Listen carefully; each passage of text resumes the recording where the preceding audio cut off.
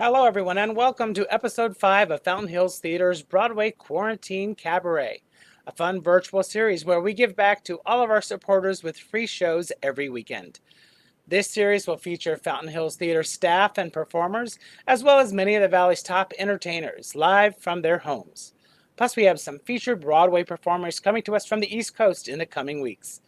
Now, we don't want you to miss any of our upcoming shows, so please hit that little red subscribe button on YouTube or follow us on our Facebook page. If you missed any of our earlier episodes, you can check them out on YouTube anytime. Just go to the bit.ly link listed on the flyer. We truly want to thank everyone who has watched our shows so far, and a big shout out to those who have donated during our shows. Every little bit helps us here at Fountain Hills Theater. And luckily, we have received almost $2,500 in donations already from our first 2 weekends. We also want to thank those of you who supported us at Arizona Gives Day this past week. We truly appreciate all your generosity during this tough time. All right, let's get on with tonight's cabaret. Hi there, everybody. I am Fountain Hills Executive Director Michael Wallot, and I'll be your host for tonight's show. We are very excited to have with us one of our luminaries here in the town of Fountain Hills. She is our very own mayor, and she also has a history with Fountain Hills Theater I just recently found out about. So we're excited to talk with her and just find a little bit about what's going on in Fountain Hills during this crazy time of the coronavirus, and mostly just talk about theater and have some fun with her. So please, if you will, help me welcome Miss Ginny Dickey. There she is. Hey, Ginny. Oh, hi. Thank you for having me. Oh, thank you so much for joining us. This is such a great idea to being creative in times, trying to keep people happy and engaged. It's really, really good of you to do this. Oh, thanks. Yeah, we're really happy with the reaction and that everybody's enjoying the show. It's great. It's a lot of fun. It keeps us, being creative a little bit while we're stuck in our homes. You got it. I just want to know if you can maybe just start out with a little bit, maybe just kind of addressing on what Fountain Hills is doing during this time, and just kind of reassure everybody that you guys are looking out for us, which we know you are, and kind of what everybody's reaction is in this crazy time. Yeah, you're right. It's quite different. Obviously, we've had emergency proclamations and executive orders, but all of these things are there to keep us safe, keep us at home. There will be an end to this, and this is the best way to make that happen safely and as soon as possible. We have incorporated the executive orders of the governor's office into our emergency proclamation so that we can be unified and keep everybody as safe as possible. Business is still going forward. We've got some projects going forward. We've got the hospital. We've got some apartments. We're working on flooding that we had in the park and some other infrastructure things still meeting. We're going to have budget workshop on Tuesday. It will be virtual this time, but we're going to be live streaming, and so everybody can see just like this and stay involved. I see I'm echoing. I don't know if there's anything I can do to help that. I don't hear it echoing too bad on this end, but we're in the land of streaming. Yes, I think anything goes. That's for sure. We can see you and hear you. That's what matters. Well, good. So, well, are you finding that everybody's been on board and doing the social distancing and all that? And I know the schools are working virtually and. They are. Everybody is doing their best, and again, we're social beings, and we want to get out and we want to have a good time, and be together. And I think the best way we can do that is to do what we're doing right now. There's a projection that the University of Washington has put out, and even only a week ago when we put some of these orders in place. We've seen that our curve is flattened, and some of the numbers look better than they did about a week ago. So, that sounds better now. So anyway, I think everybody is on board. Everybody wants to keep each other safe. We have quite a few seniors in our community, which is the folks that really need to watch out and stay home. And we're doing our best. We've been on the calls with the governor's office pretty much every day. Senator Sinema has been calling us Senator McSally and others, and everybody is really putting those resources out there. We're working really closely with the chamber to make sure that the businesses and the employees have access to some of that relief that is coming down, not only from the federal government, but from the state of Arizona. So it's constantly changing, but we're just going to keep moving forward. And again, people like you that remind us why we do the things we do and why we like to be connected is really appreciated. And I noticed that, we had a dark sky virtual festival the other night, and we're just going to keep moving forward until we can do these things and see each other in person. Yeah. Yeah. We have a great chamber here in Fountain Hills. That's for sure. They really have been very proactive and helping everybody. It's great. And we appreciate everything you're doing, Jenny. And I check on your updates when they come out, and it's just great you make us feel more secure about what's going on. So we really appreciate it. Well, we're all in this together, as you know, and we will all get out of it. And it's going to be a wonderful time in Fountain Hills when we do. You probably know that Sandy McGee brought her Scottsdale group here, theater group, to Fountain Hills. The first show that we did was Christmas Carol. And that's kind of the start of how the Fountain Hills Theater became intertwined with our family. I was playing Mrs. Cratchit. It was 1987. Oh, wow. And in the run of the show, I found out I was expecting my now 31-year-old son. Oh, my gosh.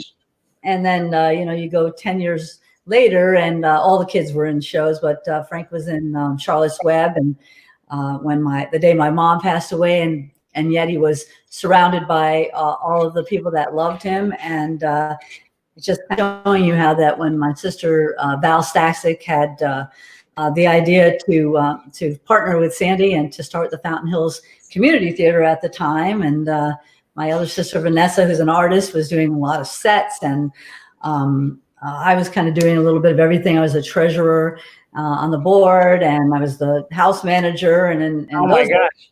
We did the shows at McDowell Mountain Schools. So every Friday we were there setting the chairs up and bringing the cookies and the cases of soda and putting them in the walk-in refrigerator, and got all my kids working for us. And my other sister Rena was the accountant, and my parents and my brother, they came to all the shows, and they financially supported us all through that. And it's really been a wonderful thing to see over the last 35 years, to see this community theater come so far. Yeah, the story is kind of amazing. You have a fan out there. Val was the executive director here for a very long time, before my time, but I've met her, and she's just wonderful. And you guys have a really wonderful family. All the women are great, and your Daniel, your nephew, is big in theater here, works at Phoenix Theater and all over with this lighting. Daniel Davison, right? Yep. And we've been it really helped a lot. And we ended up with extended family like Julie Hackman, and then Peter and Noel, of course, and Patty and Benoit, Linda Farrington and Patsy, and all of our friends that made it like a home. And I think helped kind of further the vision that Val had to make this inclusive and fun and high quality live theater in a community like ours, which was quite small at the time. Yeah. Well, look who's here to join us. Oh, hello there, people. Hi there. Hello, our artistic director. You're a Ronette. I recognize you. Funny that you mentioned that. If I was going to say, if he asked me what one of my favorite shows to be in, that was it, playing Ronette in Little Shop of Horrors. Oh, that was fun. Oh my gosh, I loved it. How long ago was that? I don't know, but my hair was brown, so. It's been about 2 or 3 years. Yeah. 2-3 years, right, Jenny? Yeah, very, very short time ago. But we had a blast. I mean, and Peter has always been there with Noel. Noel trying to get us into our choreography that some of us are better at than others, I guess. I was the singer, that's what they say. So. But we always go ahead. Sorry. You guys are great. One of the most fun times I ever had was doing that show, which was the first show I directed out here. And because of scheduling things, I ended up being inside the plant one night for a performance, and I was the voice of the plant one night for a performance. Yeah, and the most miserable experience was being inside the plant because I nearly blacked out because it's so hard to do. And then but being backstage and playing the voice of the plant was the most fun I ever had because, you don't have to memorize anything. You're just on a microphone with a script. Yeah, well, I don't think memorization's ever a problem for you, Peter, anyway. No, never at all. But do you remember the one funny thing about that that one couple that walked out because he was a dentist and he was insulted? Yes, he was offended by that. I had forgotten about that, but you're right. He was offended at the depiction of the dentist. Yeah, it was amazing. And boy, we've done Godspell twice, and King and I, and my kids were playing Pinocchio, and just all of these shows for over all these years. Just want to mention what a good thing that you've done, and the theater has done for kids in general. When they go on, and we've seen all of them grow up, and some of them become adults, and how active auditioning, learning your lines. And being part of a team that people are depending on you is really great.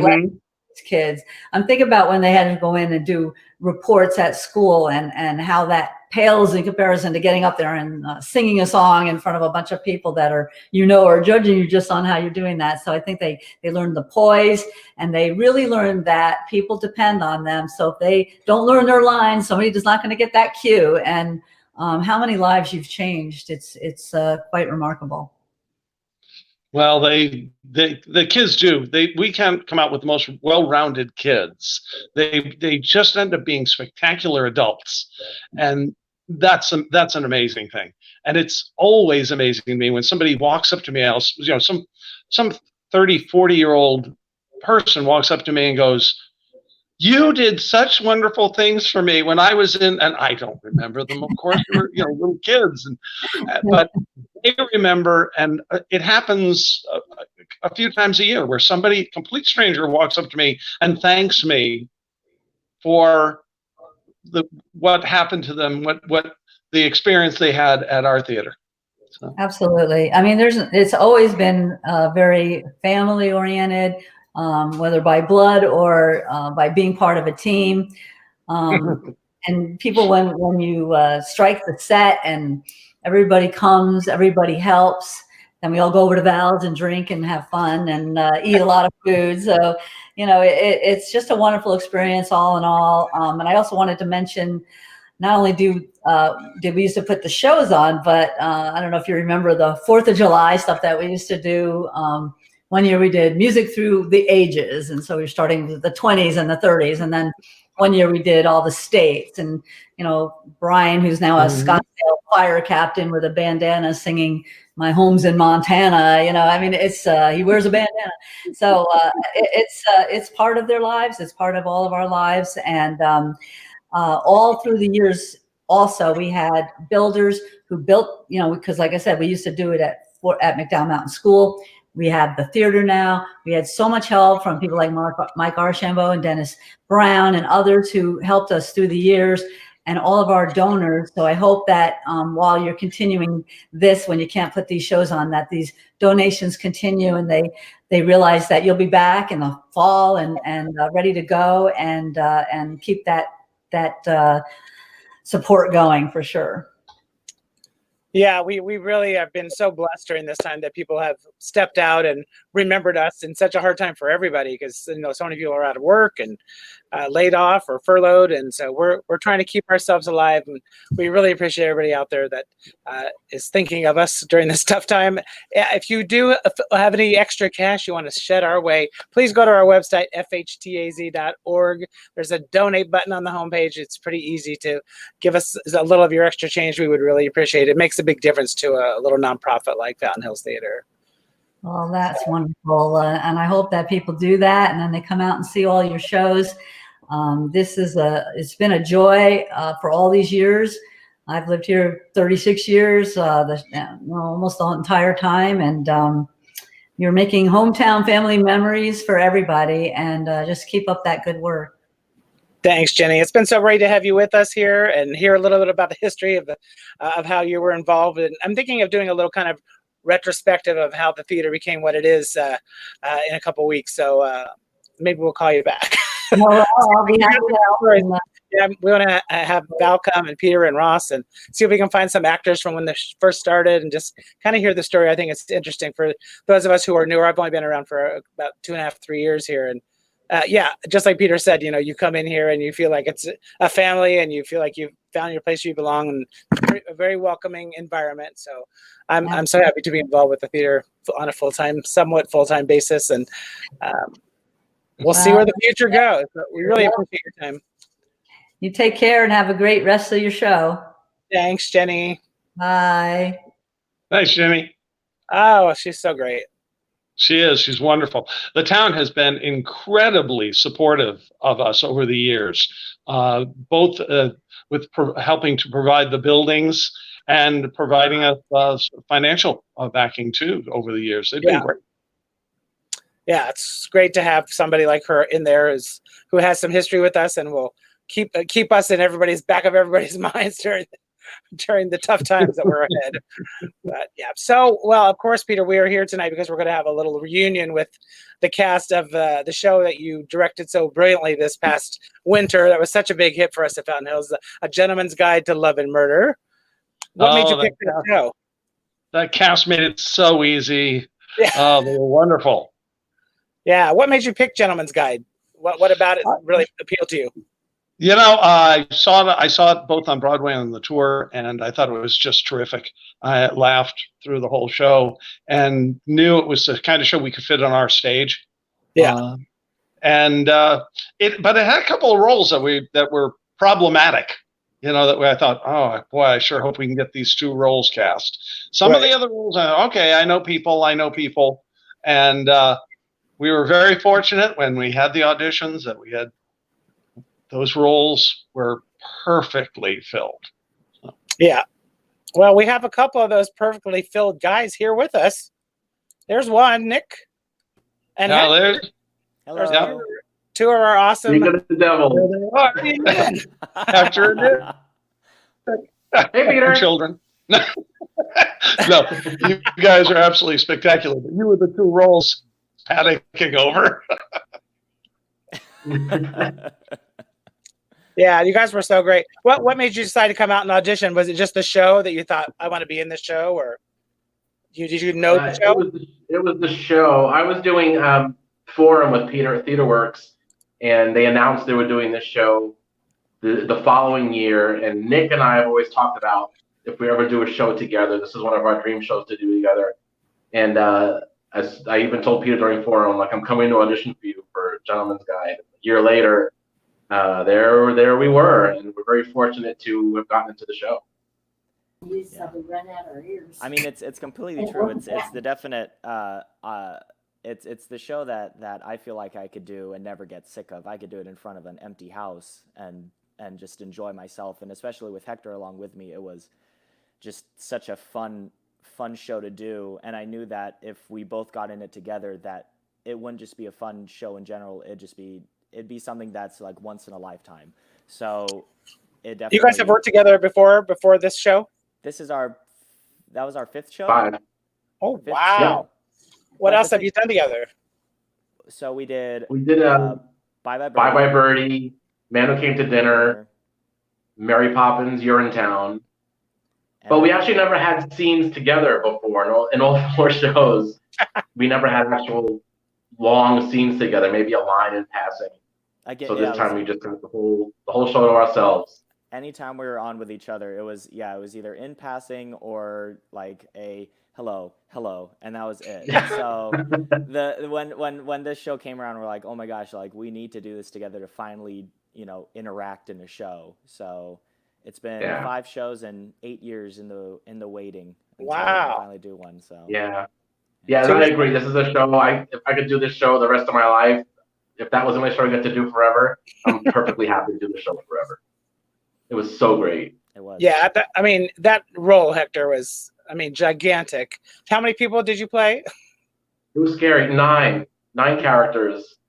All 2 in the women. Same family, right? They're all relatives. All the same family, yeah. But everything about that production, not just being with Nick, but the whole experience, top to bottom, it was perfection. And I always hate when I hear people say, this was the best cast. This was the best show I've ever been in. You know, we've all done like 20, 30, 40 shows. So what does that say about the last 30 shows you've been in? So you're kind of dissing your past history. But truly, this show was just, I mean, it was a dream. The crew, Molly, who was my costume person, I could not have done those changes without her. Everything, the lighting, the direction, the set, everything was just perfect about the whole production. I can honestly say, and I was careful not to say this tonight, but it really is probably the best show I've been a part of since I've been here in Arizona. Wow. Well, Peter J. Hill, good job, buddy. Those lights. Thank you. All three of us have our poster over our shoulder here. Oh my gosh, you did. Wrong way. We all three have our poster. That's right. So we all like each one. Well, we know you could not. It was a great experience for all the way down the line. You can't do your show without your leading lady, and we have one of them here with us as well. There she is, Miss Irma Gloria. Hi, Irma. Hello. Hi. Can you hear me? There. Yes, we can hear you. Okay. Yeah, we Eric Glenn, who played the other female lead, was going to join us, and unfortunately, she's not feeling well. So we send our love to her out there, and we're sorry she can't join us, but we're so happy you could join us, Irma. I'm happy to be here. What made you decide to come out and audition for this show? Did you know the show? I knew of the show from Johnny, who's in the ensemble. He'll be joining later. And I knew of the two characters that they just seemed so amazing to play. So I was excited to audition for it because they seem like good bucket list roles. And I'm fairly new. It's getting to that almost like year anniversary mark since I moved here, but I still wanted to, get out there and work with as many different theaters as possible. So that's great. Where did you just move to Phoenix recently? Mm-hmm. Well, it's been about 8 months now, but yeah, pretty recent. Where'd you come from? Miami, Florida. Oh, so did you do theater there, obviously, right? I did some theater there, yes, and then I came over here.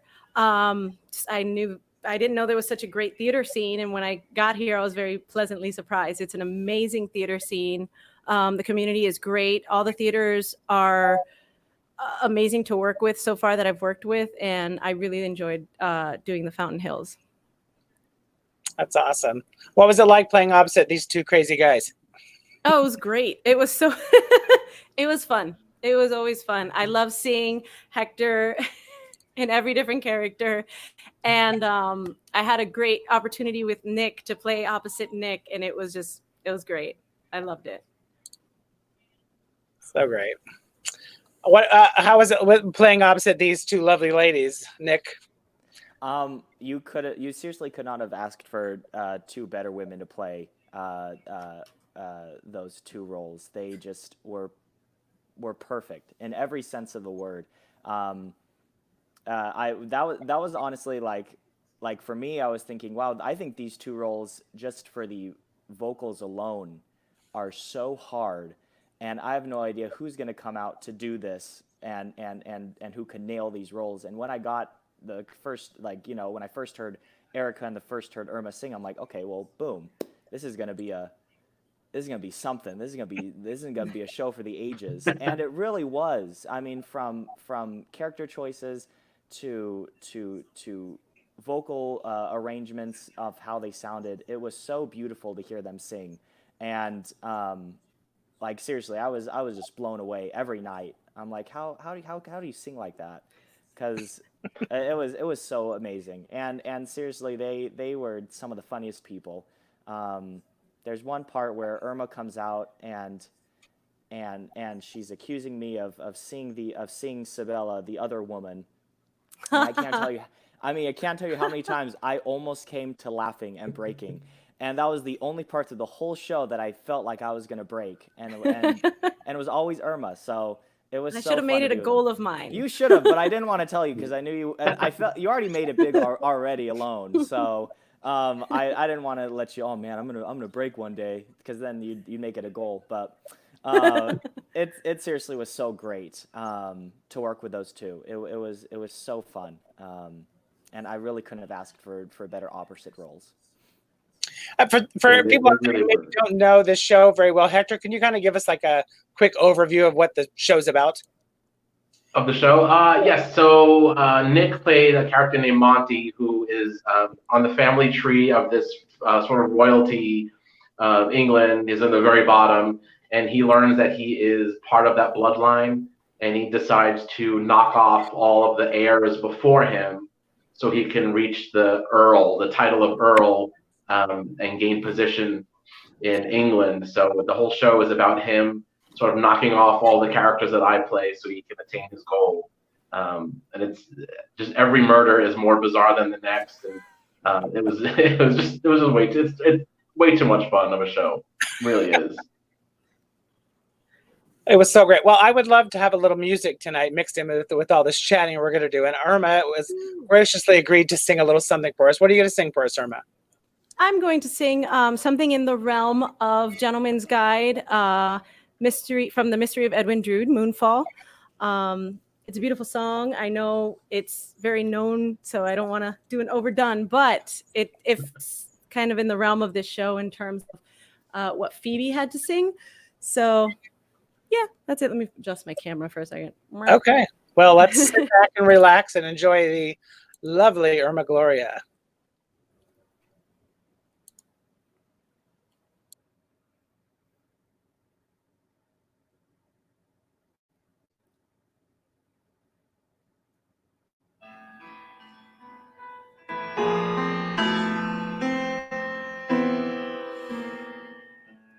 Between the very dead of night and day, upon a steely sheet of light I'll lay, and in the moonfall I'll give myself to you, bathe in moonfall and dress myself in dew.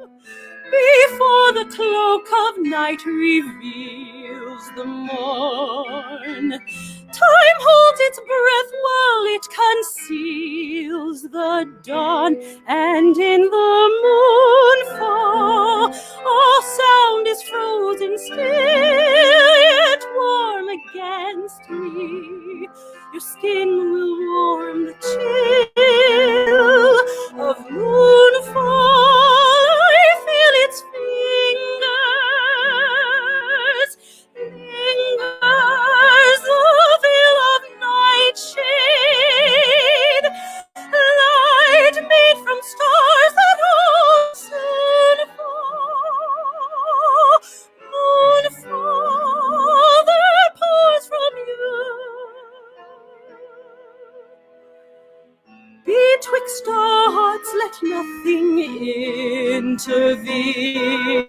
Between our eyes the only sight I've seen is lustrous moonfall as it blinds my view, so that soon I only see but you.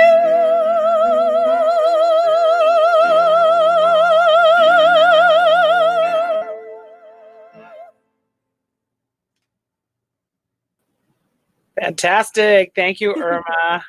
Thank you so much for having me. We're going to take a quick break from our stars, and we're going to bring in the people that really make it happen. Those behind the scenes, well, not behind the scenes, but behind the leads, our awesome ensemble from the show. They were incredible. They were as much a part of the show as anybody else, and played a million characters and a lot of quick changes. And we have quite a few of them joining us tonight. We have Miss Kathleen Berger, who's taking a little walk. There she is. Oh, and Puppy is back. Hi, Puppy. Miss Kimberly, as you may remember her from The Wall as a dog. It's one of my favorite parts. And Daniel and Tanner are here as well.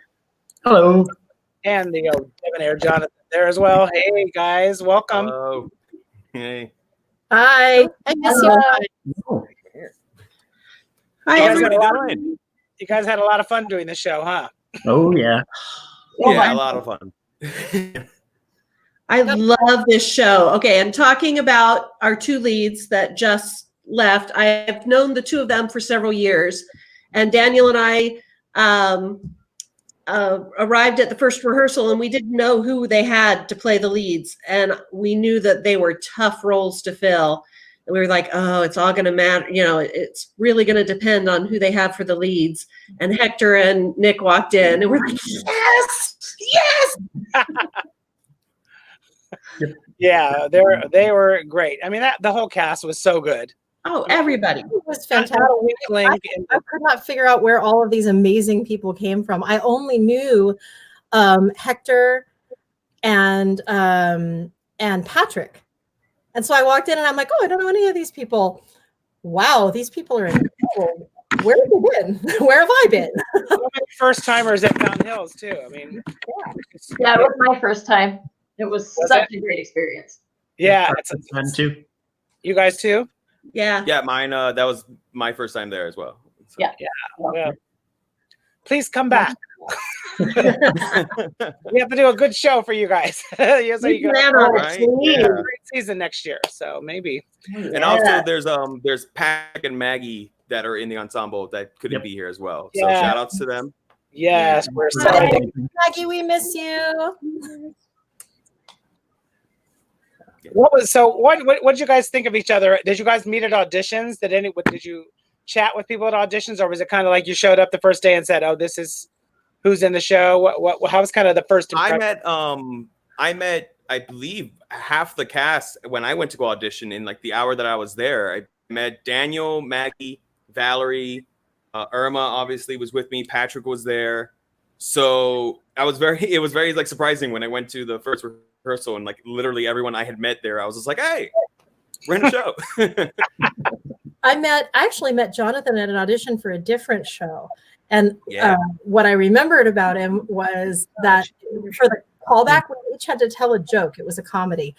And he told one of the funniest jokes I had ever heard. And so I was so delighted to I mean, thank you. I forgot I even said that joke until you remembered it. You remembered every aspect of the joke, and I remembered. I've been telling it to everybody.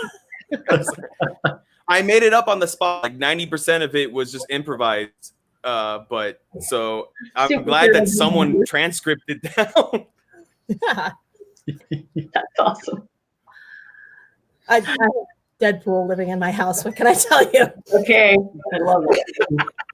What about you, Kimberly? Were you surprised who you saw on the first day you got there? I only met Rita, who played Miss Shingle at audition. There was actually only one other gentleman in the first hour. So luckily, that made me feel really good because I didn't want to have anybody seeing me dance. And very nicely, very privately with Savannah and just three of us. And so yeah, Rita was the only one that I actually got to meet at auditions besides Peter and Erica, who's the music director. But Linda and Patty were both there running auditions, and wow, they made us feel so at home. Just chatting with everybody. It was like they'd known me for 20 years. And I went in there just loose and ready to see what would happen. So shout out to them too. Yeah, so Linda and Patty both are stage managers, and they're everything. They're a lot more than stage managers. They're awesome. Yeah, they were a big part of why the show was successful, and they have been around for a very long time. Yep. What about you, Daniel and Valerie? What did you first think of everybody when you first showed up? I don't know. Seemed like a good group. Same thing with Johnny there. We met a lot of them when we came to audition, and then showed up to the auditions, and we hadn't met anyone besides the two leads, Hector and Nick. And so it was kind of like, how's this gonna work? Is there gonna be that one diva in the cast? Is it gonna be, I don't know, how's it gonna Patrick. It was Patrick. No, it's always Patrick. It was not Patrick. It wasn't anyone. There wasn't a diva. It was, everyone got along really well. It was surprising in a way that we all got along so well. Yeah. I had just gotten off a plane, and I knew they were auditioning for the show, and I had never been to Fountain Hills. I don't care. I am going to audition for this show. So I was feeling a little out of it, and I had a flu and went into the auditions, and I don't really remember a whole lot of the auditions just because I was still jet lagged and everything else. But walking into the first rehearsal, and some of them were already singing, and so I heard Irma and Erica for the first time, and was just blown away and going, oh my gosh, I don't know how I got in this cast because this is amazing. Yeah, that everybody was great. Everybody was the vocals were so great in that show, and you guys were all so funny. Valerie, your bartender, will forever live in infamy at Fountain Hills. The bartender. That was so fun. Okay, I have to tell you, it was not too hard to not break up most of the time, but Nick and Hector started adding something new each night to try to break me up. So at first they were just looking at me, and then they started waving their hand in front of their face. But the time that almost got me was our second to last performance, and Hector turned to me and started going,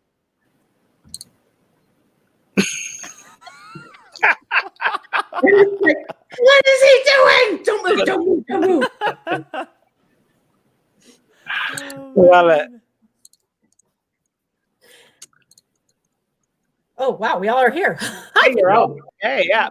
Peter, tell They're all was like they got along during the show. I don't know. Oh, hi. Beautiful. That's what the offstage antics are really like. Oh, the offstage antics were Ridiculous. Yeah. the backstage dancing that Hector and Nick got to miss out on. I'm sorry you guys had to miss that. We were tremendous. Darn them for being leads and on stage 24/7. I know, all the time. We were upstaging you. If only you could have seen us. That's the only time I can dance is backstage. Yeah, I tried to make it a point every show to do a brand new line just to try to mess with Daniel and Patrick. Ensemble. Right? Peter say something? He was trying to. I think his computer froze up. Oh, no. What were you saying, Jonathan? You used to make up a line? I would enter the bar scene, and every single time Peter just told us to kind of like robble, like banter. So I was like, oh, I'll just make up a brand new line every show just to try to break Daniel and Patrick. I don't know if I succeeded. I may have once. I think Patrick. I don't know. I don't know. I didn't break, but I had to pretend to be angry afterwards, and that was kind of hard. Jonathan, you did win for improv the night of the Uber Eats incident. Oh, Yes. My Oh, God. favorite show was that one. Was that opening? That was the preview night. That was a preview. Thank goodness. That was the best. I wish we could have You done had that your every moment. time. You had your I moment. to. And we had to start improvising, and out walks Jonathan with a completely straight face, and he says, "Sir, Uber Eats is at the door." At which point it was just, forget about it. We're not going to ever be able to keep a straight face again. Oh, you guys, it seems like you had a pretty good time backstage on that one, huh? Yeah. Oh It yeah. was great. Well, we would love to have a little music. Kimberly, if you got something you can sing for us. I would love to. Thank you. Yay.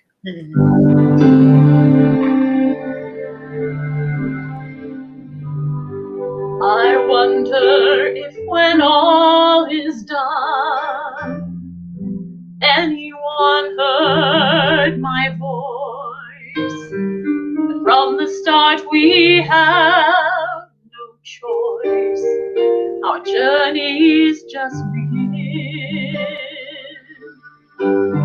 I'll never know if I was right. Did I fight hard enough? When the battle grew too rough, should I have given in? And now I stand and swear to you I did the best that I could do. You know my voice is just a whisper. But someone may have heard. There were nights the moon above me stood and let me grab a hold. My hands have touched the gold. My heart's been driven by extremes, blind with dreams, tight with fear. And still God knows that I was here, and I was so alive. And now I lay the past to rest, for in the end I did my best. You've got to live the life you're given, and never close your eyes. You hold on and stare into the skies and burn against the cold. For any moment you might find the gold, and there was joy below, and I am standing tall. You know my voice is just a whisper, but someone must have heard. There were nights the moon above me stood and let my light take hold. I rode across the sky, and once I held the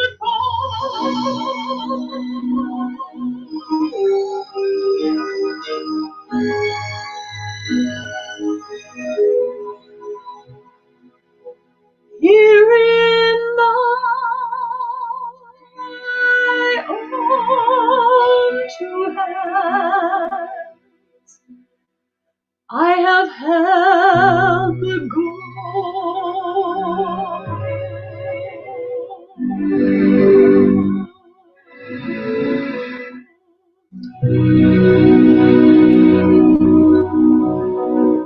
Lovely. Thank you so much for singing. Thank you for letting me. Yeah, so great to have you. Oh, the Tanners approve. Thank you. Dan, you're going to sing something for us as well? Oh, yeah. I have to follow that? Okay. Yeah. I know. I'll move. That cast is an awful talented cast. Let's see. And Got to do my costume change. Oh, very nice. There we go. Perfect. Make sure it's working. There we go.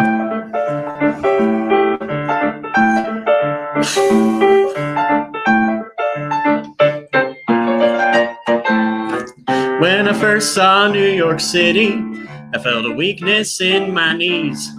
So I went to a kosher deli and asked for a ham and cheese. No cheese, no ham. Guess I don't know where I am. American as apple pie, peanut butter and jam. I was getting desperate. The hunger moved to my soul. So I went next door to Ratner's and asked for a buttered roll. The waitress suggested a bagel or a violi with a schmear.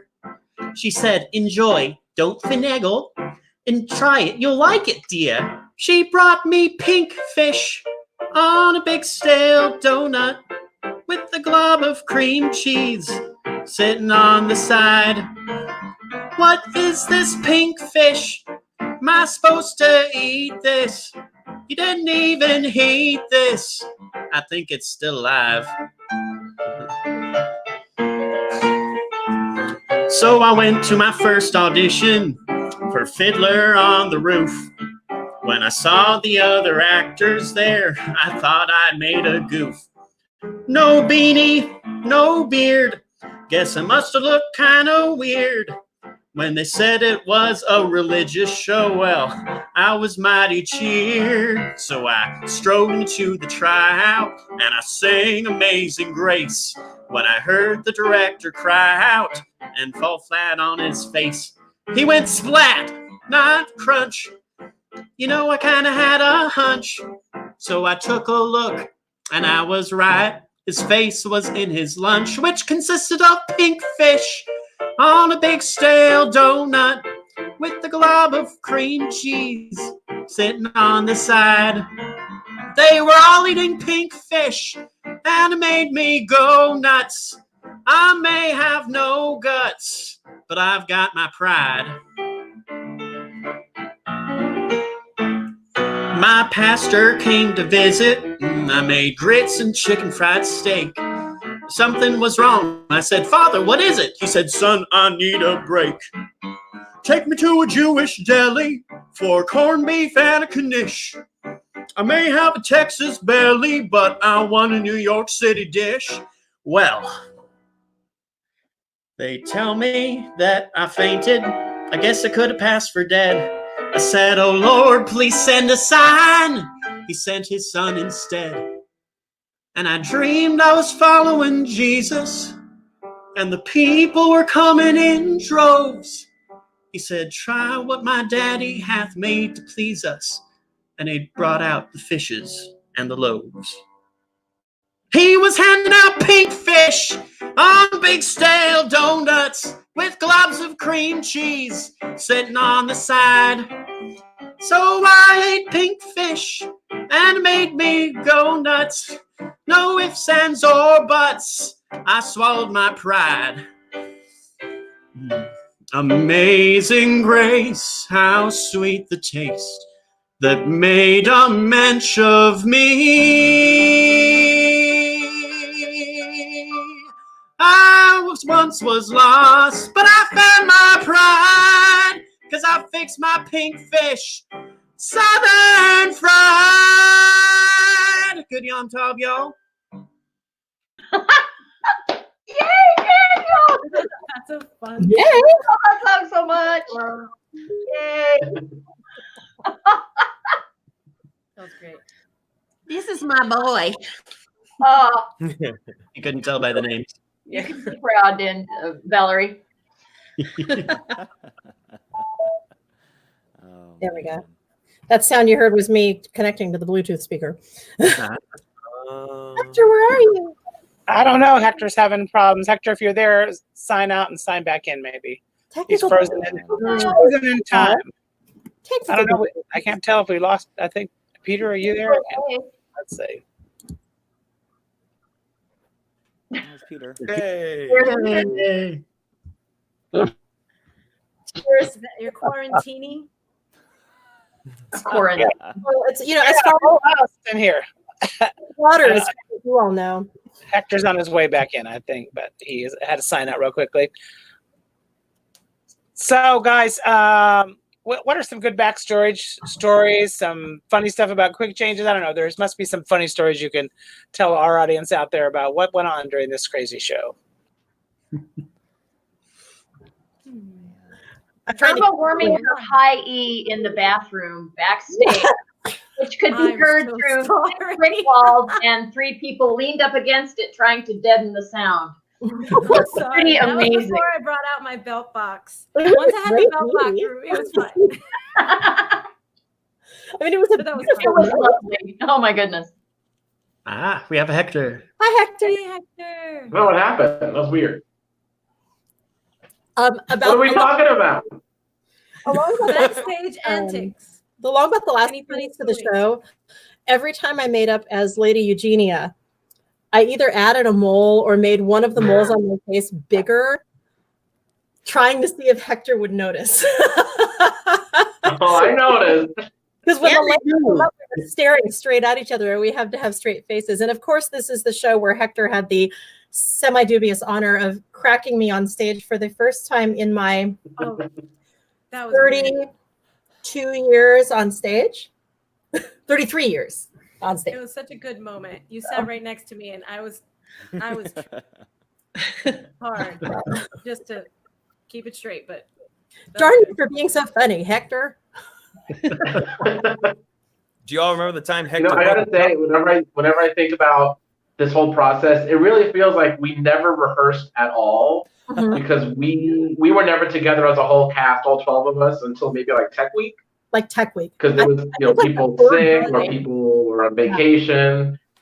And so it's like, but the show, I mean, everyone came in, just like the show magically came together. It was just so amazing. Everyone was just incredible. Sure. Incredible. It was pretty amazing. And just the ingenious things that Peter put together to work on that stage. To me, it made it really feel like that's the kind of stage the show was meant for. Was a very small, very intimate space where the audience was about 1.5 feet from you. Yeah. One of my favorite moments was every time we would finish the trio, Nick, Erica, and I. It's such an acrobatic song for him because he's running whilst doing all of the vocals, and so by the end, I have to land on his chest, and I just hear his heart just like going, and I'm like, yes, that is the energy, and he's like breathing, and I'm like, woo! So that was always really fun. Well, the fun part about that, Irma, and you know very well, we didn't rehearse "I've Decided to Marry You" at all. No, that's true. I forgot that we didn't. We did not block that at all. The night we were supposed to block it, Irma was really sick, and obviously really we sick, didn't want to, put Irma through that, so we just decided to put it off, and we never went back to it. and it was great. I mean, it ended up never would have known. Wow. And it was perfect. I mean, seriously, it was such a fun number. And it was great to work off of you guys. Yeah. And everything was great. Seriously, every interaction I had with all of you, even if it was for such a short instant, was so fun. And there seriously was not a moment in that show I was like, okay, can we, let's get past this 3-5 minute little bit and then we can move on. But no, I mean, it was from beginning to end, it was so fun. Mm-hmm. And everyone was so individual. Like that was probably the most, like, lack of a better word, like eclectic cast. Mm-hmm. But it all melded. And then finally, like, it's so fun to see you guys come out and bow and then actually see how many people are on stage versus how many, people that you saw on the show. And it was so small, such a small cast for such the immense talent that was thrown out there, especially by the ensemble. It was just mind-blowing. The ensemble slayed. Seriously, though. Killed it every time. Okay, here's a backstage story. The very first one of the deaths, when Hector was, who is it? Is it Ezekiel, the pastor? Mm-hmm. Ezekiel? We would all gather around the monitor to watch and to listen to the audience reaction. Because that first death is always when the audience really figured out that, oh, yeah, we're actually supposed to laugh our faces off here. Yeah. And that's when they really, really start to crack up. And it was just so much fun to watch that every night. The blood slowly seeping, I think. Yes, because I think the first time I saw the projection, it didn't have the blood. The first couple of times I saw it in rehearsal. And then when I was doing things backstage, and one day I noticed that the blood slowly trickled from his body, and I was like, "Oh, that's hilarious!" It's the little things that make me crack up. And everybody that did the projections and the sound, Tom, and the lights, Mark, and all of the different effects that we had going on, it was such a tight team that we had. Huge. And everybody got so close. The tech was so much a part of this. And there wasn't a weak link in the bunch. And this is a show that could really fall on its face if the tech side of things was any less strong than we had. We were really, really, really fortunate in every single person that I feel like we worked with. I was amazed. Here's how well tech had to be. Peter? Is that tech had to be so spot on. The audience didn't even realize that Nick only said physically probably 7 lines in that show. Exactly. The rest was always a thought. There's always a thought process. I love that part of the show. I mean, yeah, Oh, just so good. you know, whatever. Oh, man. Okay, just for an example of the way the ensemble worked together, there was one point where Hector needed just another couple of seconds to be able to make that change. And Daniel and Jonathan and Patrick were on stage at the time. And Peter said, you know, we need some more time there. And they went, okay, we got this. And they improv. The next time we did it, they had this business that had all of us just cracking up around the monitor in the back because they just took care of it, and it was awesome. Yeah. Yeah, that's the one thing I have to say. Everyone in the cast, I love working with smart actors who are like in the moment, but also keeping part of themselves, watching what's going on, and they solve problems. You know, in rehearsal, we solved our own problems.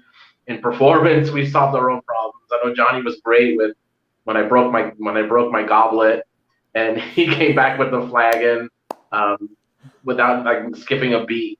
So it was really a treat just to know that we all had each other, you know, covered, and that made me feel so much more comfortable in the part which I rarely had a chance to breathe. But I was actually, this is probably the one show I've been the most comfortable in because I knew I'd have to worry about anything ever. So I knew that you guys had everything under control. We got you. There was never a day that I woke up and went, oh man, I got to drive an hour and do another show today. It was always like, yes, I get to go play again. Yes. Yes. Yeah.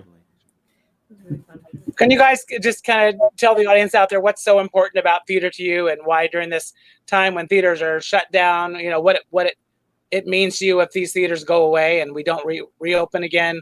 You know, tell us, just the audience, about how theater affects your life a little bit. Okay, I've wanted to do opera and musical theater since I was 3 years old, and in fact was a full-time opera singer for 10 years, and then came back to my hometown and dropped right back into the theater community that I had been in since I was 15. Theater means everything. It's not just a place for me to go play. Being on stage, the only experience for me where I am as much me as I am on stage is when I'm being a mom to my kids, poor kids. And it's what means so much to me is not just that I get to go be exactly who I am for several hours on stage, but it's that I get to share that. I get to share it with colleagues. I get to share it with the audience, and they give us something back as well. They send their energy back at us. And so every show becomes a living thing. And when it's over, even if you put the same people together and the same situation in the same theater, do the same show, it's not going to be the same animal. It would be horrible to see that go away. It would be like a death. Mm-hmm. Yep. Not to get all serious on you. No, but it's true. It's true. For me, theater is I just remember being Go. I just remember being young, and I wasn't raised in theater. I found it kind of by accident, and I started with opera. And so the first opera I saw when I was in high school, it just took my breath away, and it transported me to a place where I never thought I could go to, watching something live. And just that feeling, I think theaters give that feeling to anybody and everybody that comes to see a show, whether it's your first show, you're you know, or you're a veteran at coming to see shows. Theater art forms that live, it just touches you in a way where you don't know if you leave the theater the same, depending on the show or you as a person. So it would be sad if theaters really suffered more than they already are. Right. Ditto. What she said. Absolutely. And even if a lot of people say, well, I'm not involved in theater, I just go, that's the final piece of the puzzle, folks. We can't achieve that on our own. Our rehearsals, we can rehearse and rehearse and rehearse, but you as audience members are the final piece of the puzzle that we can't give ourselves. And so we're so happy when we can finally share that with you. It's just the best feeling in the world, really. And crickets. No, well, thanks you guys so much for all of you for being here tonight. It's been a lot of fun. I hope it was good for you all to see each other again during this quarantine moment. Miss you all. Miss you all so much. And we're going to have Kathleen sing us out tonight. So yay! Hopefully we'll see you all in the theater this fall. Hopefully. Thanks so much. All right.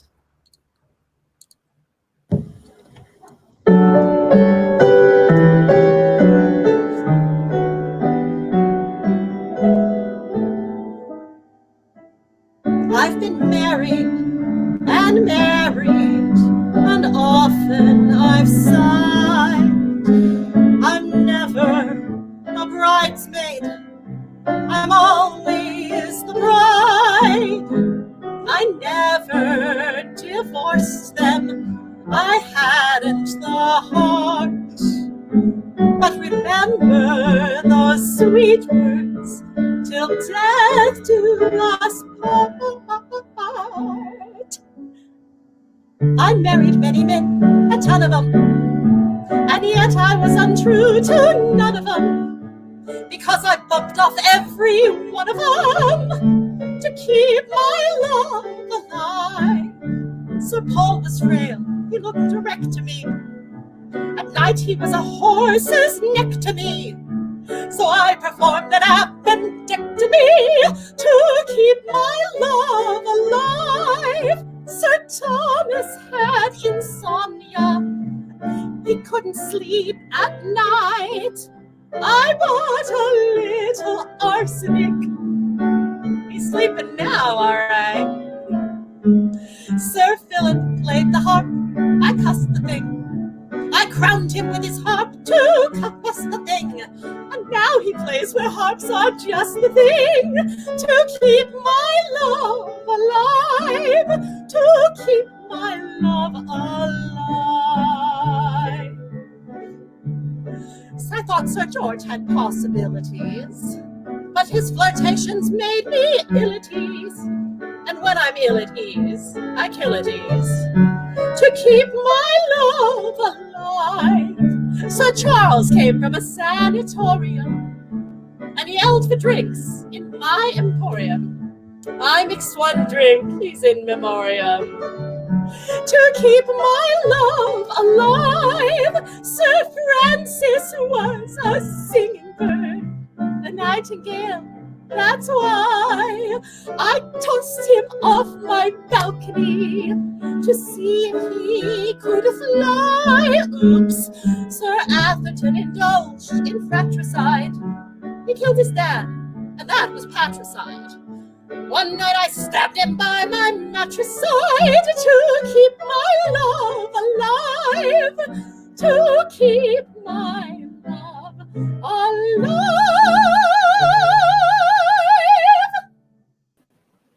Bravo, Kathleen. You're like a regular on our Broadway Quarantine Cabaret now. Right? That was not Manuel, that was Tony. Once again, in the background as Deadpool. So thank you so much. And thank you, everybody from Gentleman's Guide, for joining us tonight. It's been so great having you guys with us. We have an awesome, exciting show coming up for you all tomorrow night as well. We are here every weekend, which is our way of kind of giving back to everyone during this crazy time that we are all in. But we do want to tell you about what's coming up tomorrow night. Joining us tomorrow will be our first Broadway veterans who are joining us for this second night of the weekend. We are going to be having with us 3 people who have performed on Broadway previously and are from this, are performed in this area before. We're excited to have them join us for a really fun night. Let me tell you who's going to be here. We have Broadway baritone Eric Michael Gillette, who's appeared in the original Broadway companies of Sweet Smell of Success, The Frogs, and the recent revival of Kiss Me Kate. Joining him will be Broadway dancer Gina Victor Troy cast of Singing in the Rain, and the revival of Joseph and the Amazing Technique of the Dreamcoat. Also on the program will be Broadway conductor James May, who has retired to Arizona a few years ago, but he has amazing stories about the Broadway productions of Sunset Boulevard with Glenn Close, Les Mis, and Wicked, all the shows he's worked on. So joining our three Broadway veterans are two singers who have graced our Fountain Hill stages recently, Brandy Bigley, who was a recent star of our revival of Cabaret and Disenchanted as Snow White, and one of our young stars on the rise, Sophia Vanilla, who will join us as well. Sophia recently starred as Mission Doll Sarah Brown in our production of Guys and Dolls Jr. You're in for a real treat tomorrow night, so please consider coming back to join us tomorrow. And we want to thank you all for your support, and a big thanks to the Gentlemen's Guide cast for doing this really fun reunion show with us tonight. So thanks, everybody, and we will see you tomorrow, hopefully. Have a good night.